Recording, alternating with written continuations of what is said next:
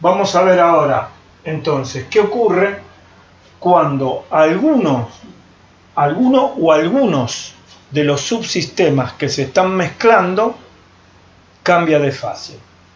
Los llamo subsistemas para no utilizar el término componente que venimos reservando para indicar sustancias distintas en la regla de Gibbs. Y aquí, cuando mezclamos subsistemas en nuestro sistema consistente en todo lo que se mezcla en el calorímetro,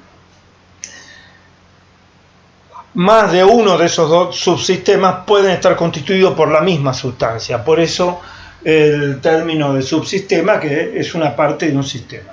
Bien. La experiencia que vamos a hacer para analizar primero cualitativamente y después cuantitativamente qué ocurre cuando en una mezcla participan subsistemas que cambian de fase, es el siguiente. Tenemos nuestro recipiente, el que hemos venido utilizando y perfeccionando, que ahora ya podemos llamar oficialmente calorímetro porque hemos definido cantidad de calor. En el calorímetro tenemos agua, todo está en equilibrio con el medio ambiente, que digamos que es 20 grados, pero podría ser cualquier temperatura mayor que 0. Y vamos a mezclar en este calorímetro donde hay agua, otro subsistema también formado por agua, pero agua sólida. Un bloque de hielo que vamos a introducir estando en estado de fusión a una atmósfera, por lo tanto a 0 grados.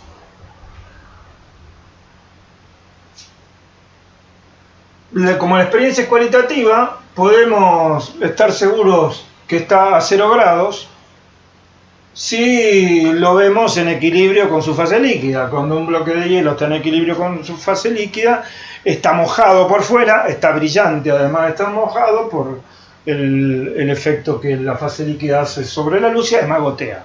En esas condiciones, como la experiencia es cualitativa, no tenemos que medir masa, no nos importa que esté perdiendo masa, es decir, que esté goteando. En el momento en que lo introduzcamos en el calorímetro tiene una cierta masa. Introducimos, cerramos, no hace falta apurarnos, el hielo no está cambiando de temperatura. Y observamos qué pasa. ¿Qué observamos?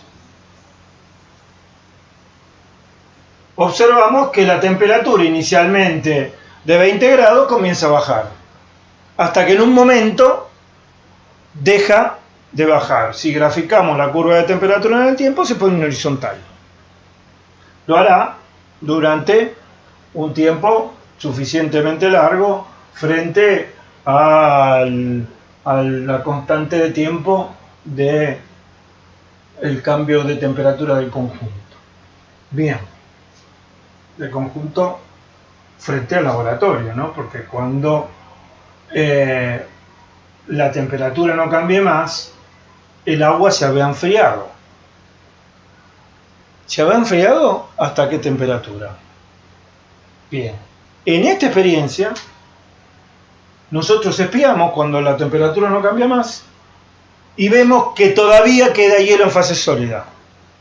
O sea, que el hielo en fase sólida está en equilibrio térmico, porque la temperatura no cambia más, con su fase líquida. Si estuvieran de ese lado, yo les preguntaría ahora qué temperatura marca el termómetro, porque este es un resultado que tenemos que esperar con lo que hemos construido hasta ahora. El termómetro debería marcar 0 grados. ¿Por qué? Porque en el estado final, ¿por qué? Porque la variable de estado temperatura no cambia más y el sistema está en equilibrio y además hay una única sustancia, agua, en dos fases, sólido y líquido. La temperatura tiene que ser 0 grados a una atmósfera. ¿Por qué? Porque ese es el valor arbitrario que eligió Celsius hace 280 años y vinimos manteniendo por costumbres de incorporación a la escala internacional de temperatura, etcétera, etcétera, todo lo que vimos hasta ahora. O sea, la temperatura final es 0 grados.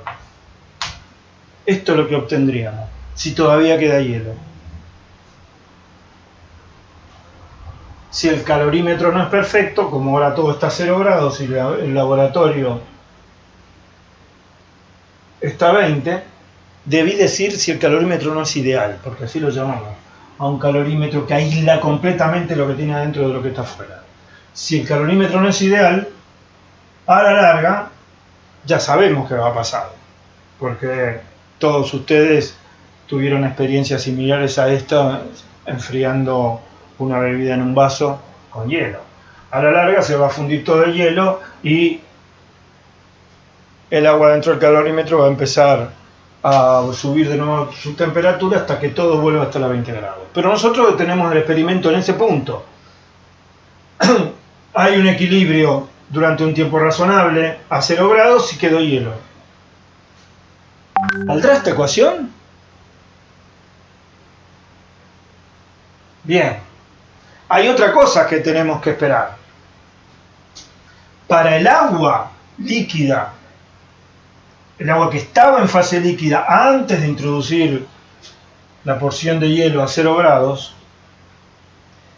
la evolución fue a una atmósfera de presión constante entre 20 grados y 0. Es la misma evolución para el agua que hubiera tenido si en vez de mezclarse con un trozo de hielo que se fundió parcialmente, se hubiera mezclado con otra sustancia que no cambió de fase. Es decir, tenemos que esperar que para el agua esta definición de Q se siga manteniendo y el calor puesto en juego por el agua fuera C sub A por MA por delta T de A. O sea, Q sub A, C sub A, o sea 1, por MA, por 0 menos T0A. Habíamos dicho 20 grados, pero en realidad el 0 sí es importante porque esta experiencia termina siempre en 0 grados. Si nos las arreglamos para que haya hielo sólido en el estado final. Y la temperatura inicial podría ser cualquiera. Si arrancamos con más agua o más caliente, tendremos que poner más masa de hielo. Esta cantidad de calor tiene que haber sido puesta en juego para el agua, para que lo que hemos encontrado hasta ahora siga valiendo.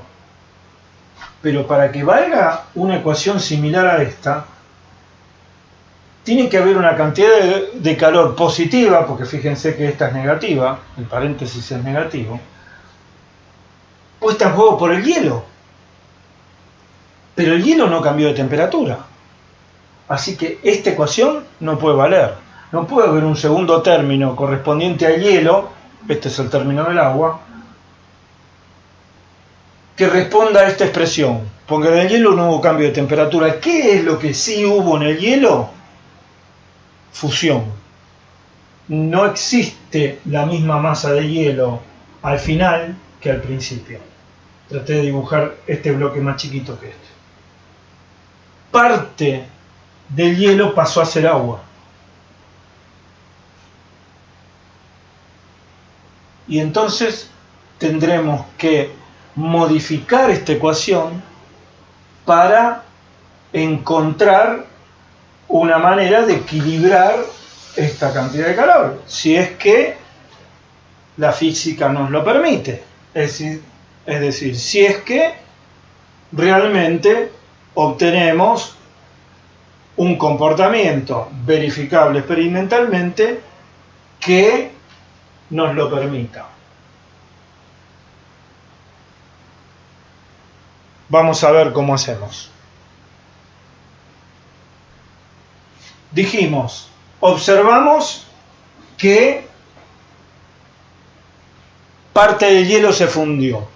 Vamos a hacer ahora entonces una experiencia cuantitativa, porque si lo que ocurrió es que parte del hielo se fundió, la masa que se fundió tendrá que ser significativa. Y sabemos que es significativa, porque si repetimos esta experiencia varias veces, vamos a ver que si no ponemos una masa de hielo suficientemente grande, no va a alcanzar el hielo para que la temperatura llegue a 0 grados y el calorímetro va a quedar a una temperatura mayor.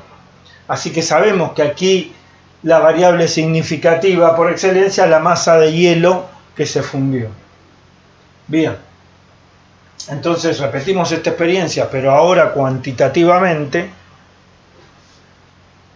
Y entonces tenemos que ser un poco más cuidadosos para asegurarnos que estamos introduciendo hielo a 0 grados. Tendremos que medir la masa y medir la temperatura hasta que llegue a 0 grados, antes de que empiece a fundir. No es tan fácil eso, porque si el bloque de hielo estuvo en una cámara frigorífica a mucho menos que 0 grados, si nosotros medimos la temperatura superficial va a llegar a 0 grados cuando todavía adentro haya menos de 0 grados. Así que la forma ideal de hacerlo sería tener el bloque de hielo en una cámara frigorífica que esté a 0 grados. Entonces cuando lo sacamos está a 0 grados y ahí podemos hacer la experiencia de medir la masa con precisión y repetir esta experiencia. Lo que tenemos que hacer es medir la masa al final, cuando se equilibra la temperatura, cuando no cambia más en el tiempo, se queda en 0. Medimos la masa, antes la habíamos medido, la medimos después, con lo cual tenemos la masa de hielo que se fundió. Vamos a escribirlo mejor esto.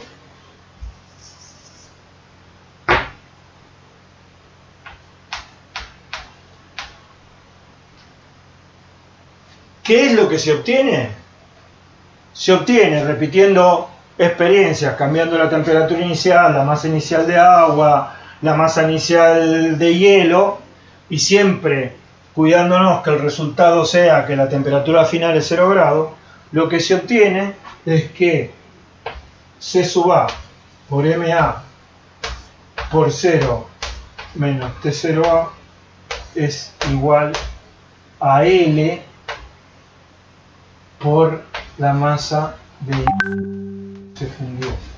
Y esta L resulta ser constante, o muy aproximadamente constante, aun cuando cambiemos la masa de agua y la masa de hielo inicial. No importa la masa de hielo inicial, importa la masa de hielo que se funde. Si nosotros cambiamos la masa de hielo inicial, se fundirá la misma cantidad.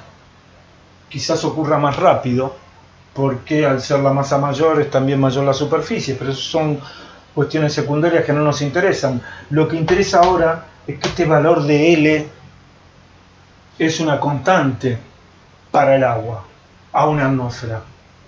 Y L vale, como ya tenemos definido, calor específico del agua, igual a 1 kilocaloría sobre kilogramo Celsius o Kelvin.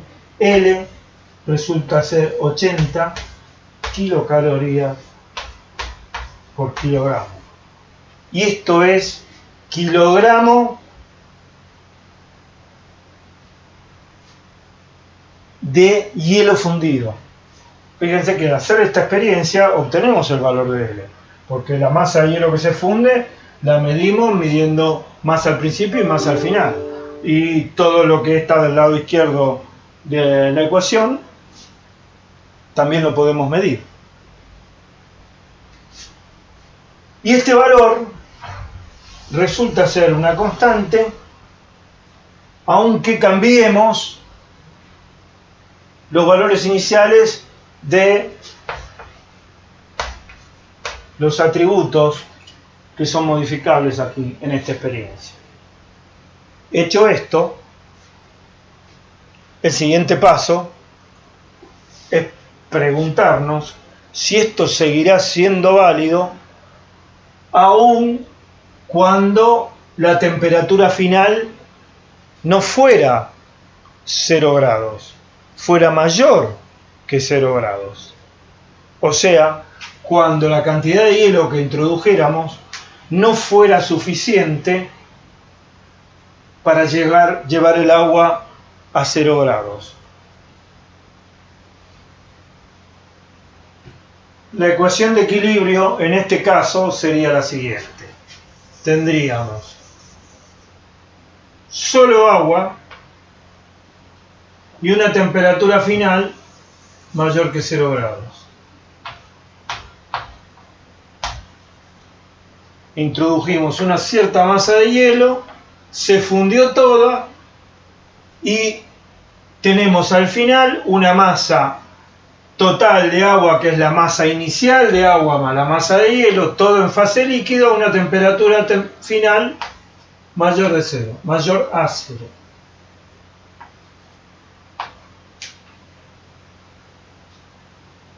¿Qué es lo que ocurrió?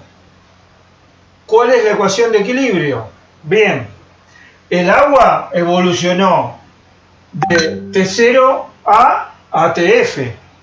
O sea, la cantidad de calor puesta en juego por el agua, Q sub A, es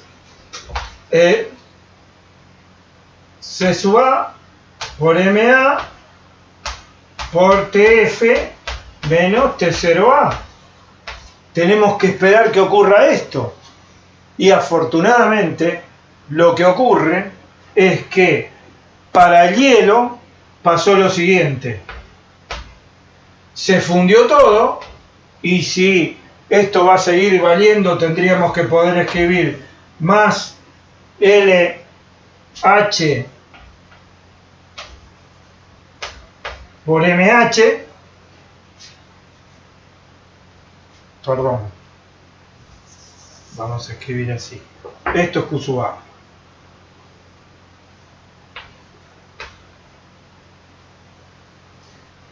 Esta sería la cantidad de calor puesta en juego por el hielo al fundirse, se fundió todo, pero eso no es lo único que ocurrió. Después, el hielo, como agua,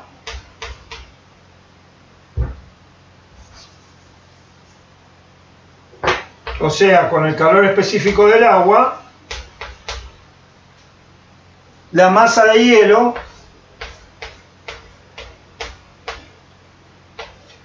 llegó a esta temperatura. Y todo esto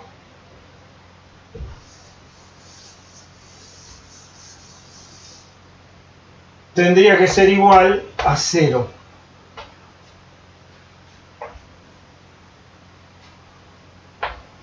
Eso sería consistente con esta ecuación, con el agregado de este término producto de la fusión.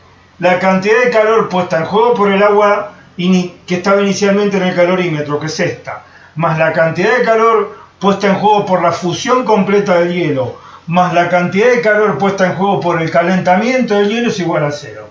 Bueno, si hacemos esta experiencia, podemos verificar que efectivamente esta ecuación se cumple. O sea que si usando las 80 kilocalorías por kilogramo que hemos obtenido en la experiencia anterior, en la que la temperatura final era 0, para el hielo, lo incluimos en la ecuación, se restituye el equilibrio de cantidades de calor puestas en juego. Es decir, hay una cantidad de calor adicional puesta en juego por el hielo al fundirse a presión constante. Esta cantidad de calor se pone en juego sin salto de temperatura. Como no se puede medir esa cantidad de calor en términos de diferencia de temperatura, o sea, la temperatura no es sensible a esta cantidad de calor puesta en juego, a este coeficiente se lo llama calor latente de fusión del hielo. Y estas cantidades de calor, por oposición, suelen llamarse cantidades de calor sensible, porque la temperatura es sensible a la magnitud intercambiada. Hemos definido entonces un parámetro nuevo, el calor latente de fusión de la sustancia. Podríamos verificar experimentalmente que toda sustancia pura, al cambiar de fase sólido-líquido, pone en juego una cantidad de calor por unidad de masa que cambia de fase, que es una característica de la naturaleza de la sustancia, y a esa constante se la llama calor latente de fusión.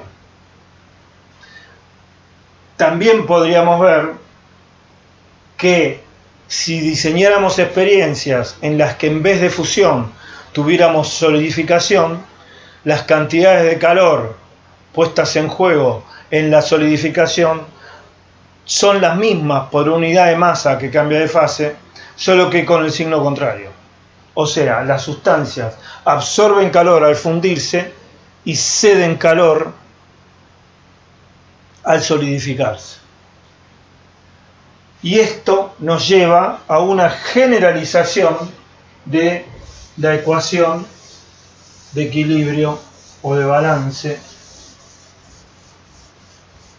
en las experiencias de mezclas a presión constante. Tendríamos que decir entonces que si hay cambio de fase,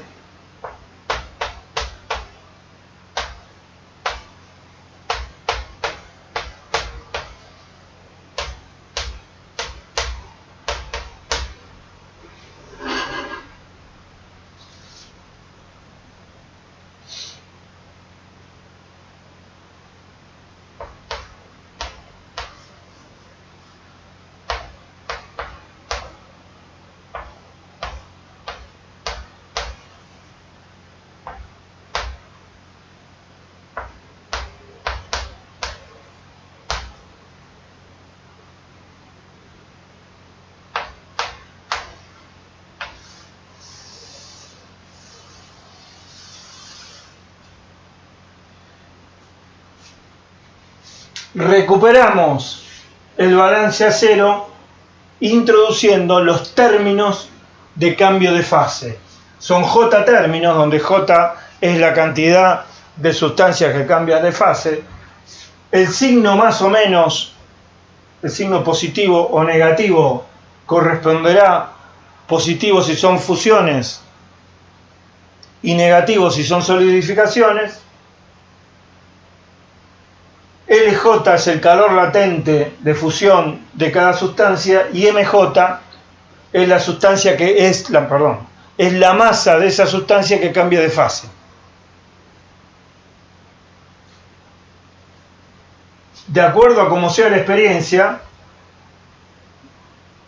la masa de las sustancias que cambia de fase también intervendrá en los términos de aumento o disminución de temperatura, porque la sustancia puede pasar por el cambio de fase y seguir evolucionando, es decir, seguir enfriándose o calentándose según sea el sentido de la evolución. Y esta es la ecuación general de balance en calorímetro de mezclas. Esta ecuación de balance nos plantea un problema.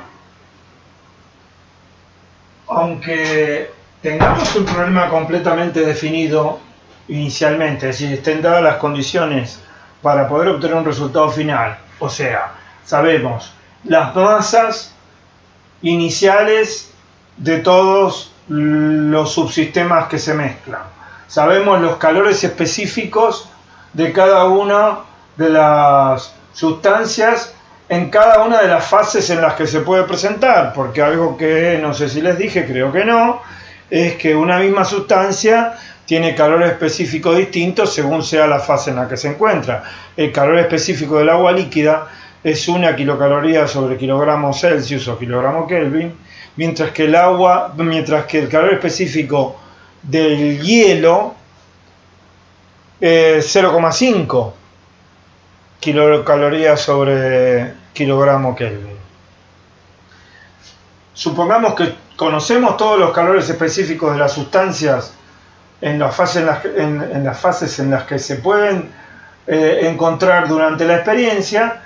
Conocemos también los calores latentes de cambio de fase de cada una de ellas. Pero lo que no sabemos, en lo que queremos averiguar mediante esta ecuación de balance, es cuál va a ser la temperatura final. Si bien con todos esos datos la única incógnita es la temperatura final, y entonces yo tengo una sola ecuación con una sola incógnita a despejar,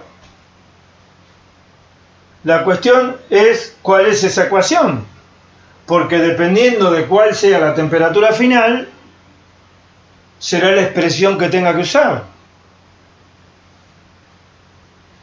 Hay un planteo formal que no requiere nada más que esto, que es identificar para cada una de las ecuaciones posibles cuál es el intervalo de validez. El intervalo de validez es un intervalo de masas o un intervalo de temperaturas. Plantear una ecuación, obtener el resultado, y si el resultado está dentro del rango de validez de la ecuación, hemos acertado. Y si no, tendremos que plantear otra hipótesis, lo cual dará lugar a otra ecuación, cuyo resultado nos dirá si la hipótesis era acertada o no. Lo podemos ver con los dos experimentos que describimos hasta aquí, en este bloque de calor latente de cambio de fase.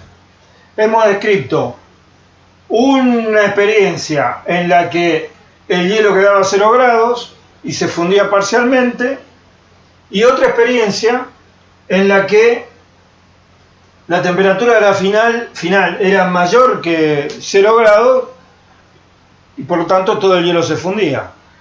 Y vimos qué ecuaciones teníamos que plantear. Una era la siguiente: si la temperatura final era 0 grados, la ecuación era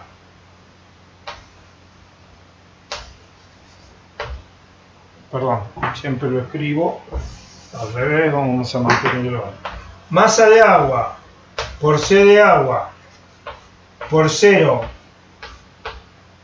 menos T0 del agua más L de fusión del hielo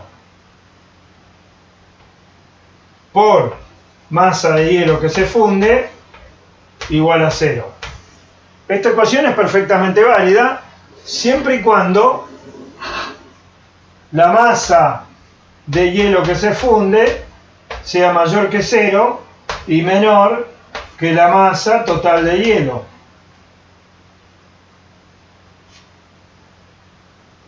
Si nosotros iniciamos la experiencia sin saber si la masa de hielo es suficiente para llevar toda el agua a 0 grados o se va a fundir completamente y la temperatura final va a ser mayor que 0 grados, puedo tantear.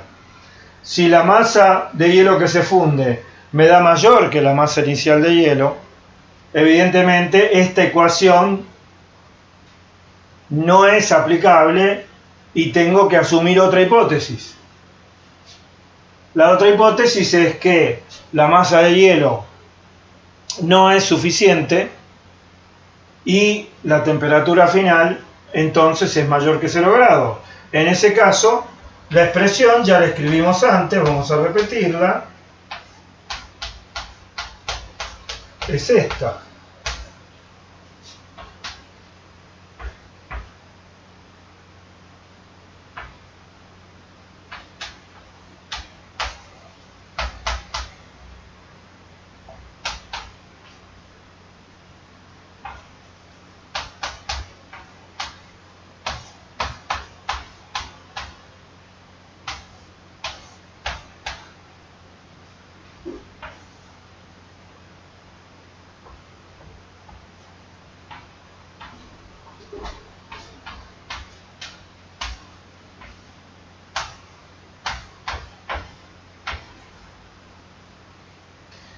Esta es la otra ecuación.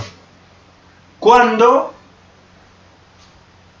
la masa de hielo no es suficiente para llevar todo el agua a 0 grados. En este caso tendremos el enfriamiento del agua, este es el término negativo, TF es menor que T0A, más el calor que absorbió el hielo para fundirse, esta es la masa total de hielo, más de nuevo la masa total de hielo por el calor específico del agua, porque ya se fundió, por TF menos 0, porque este es el calentamiento del hielo posterior a su fusión.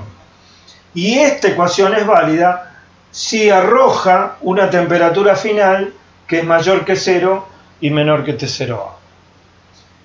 Si el problema es más complejo, recuerden que estas ecuaciones son para el problema que planteamos. En ambos casos el hielo entraba al calorímetro a 0 grados, pero bien podría entrar a menos de 0 grados. Si el hielo entraba a menos de 0 grados, teníamos que agregar un término más. Pero podría haber otra sustancia que interviniera en la mezcla y que tuviera una temperatura de cambio de fase distinta a 0, conocida pero distinta a 0. Puede haber más opciones. Cada una de las opciones será válida en un intervalo de temperaturas y da origen a una ecuación que dará la solución correcta si ésta se encuentra en el intervalo de validez de la ecuación. Hasta aquí el problema teóricamente está resuelto y es suficiente. Lo que pasa es que hay problemas en donde las opciones pueden ser cuatro ecuaciones distintas. Son ecuaciones con una incógnita, pero hay que despejar. Es engorroso este esquema de prueba y error. En otros videos y en material escrito en PDF que les estamos acercando, ustedes van a ver técnicas para evitar escribir estas ecuaciones completas, hacer el despeje y llegar a la conclusión de que el resultado es equivocado.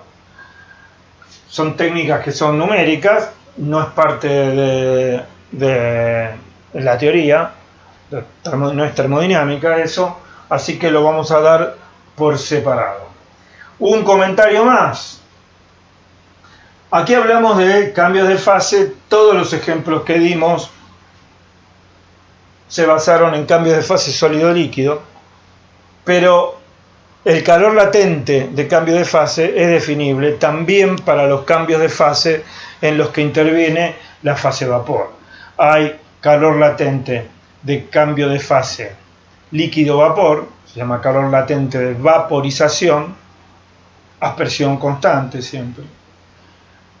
Es numéricamente igual y de signo contrario que el calor latente de condensación. El calor latente de vaporización para el agua a una atmósfera es 540 kilocalorías por kilogramo. Fíjense qué diferencia cuantitativa hay con el calor latente de fusión y con el calor específico, ¿no? O sea, para llevar un kilo de agua de 0 a 100 en fase líquida a una atmósfera, lo tomamos líquido a 0 grados, lo llevamos líquido a 100, hacen falta 80 kilocalorías. 100 kilocalorías, perdón. 100 kilocalorías. Para llevar el agua líquida de 0 a 100 hacen falta 100 kilocalorías.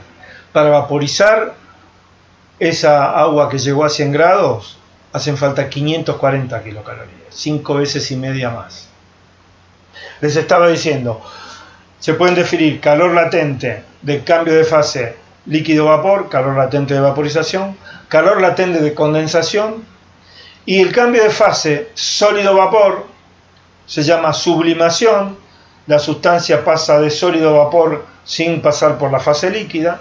Vamos a ver en un par de clases en qué condiciones se pueden dar estos cambios de fase. Ese cambio de fase se llama sublimación, de sólido a vapor. Y el cambio de fase inverso se llama o sublimación inversa o deposición. Bien, en general reservamos la letra L, esto es convención de la cátedra. La letra L la reservamos para el cambio de fase sólido-líquido, calor latente de fusión o de solidificación, y usamos la letra R para el cambio de fase líquido-vapor, o sea, el cambio de fase de vaporización o de condensación.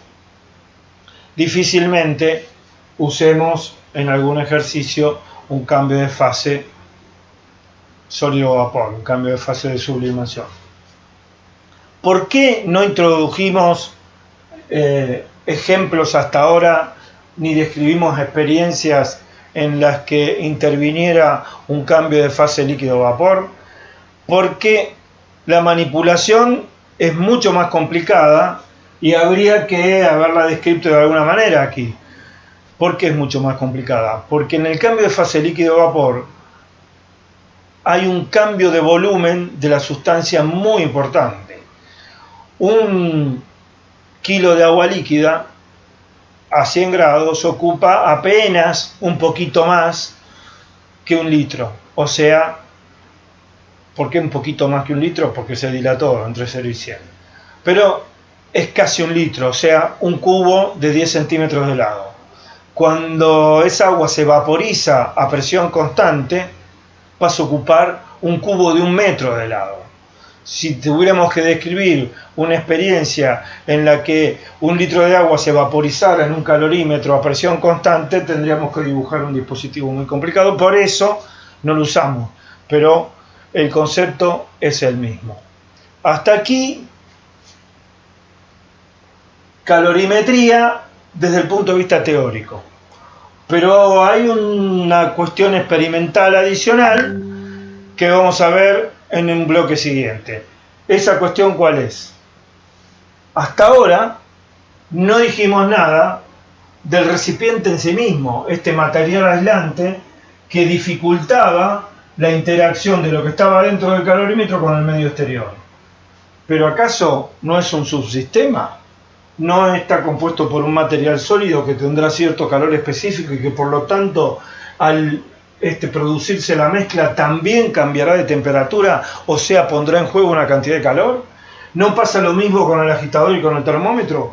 Y la respuesta es sí, sí, pasa lo mismo. Hasta ahora hemos obviado esta cuestión. Ahora la vamos a hacer intervenir, ahora que tenemos estos recursos. Eso es lo que viene en el bloque siguiente.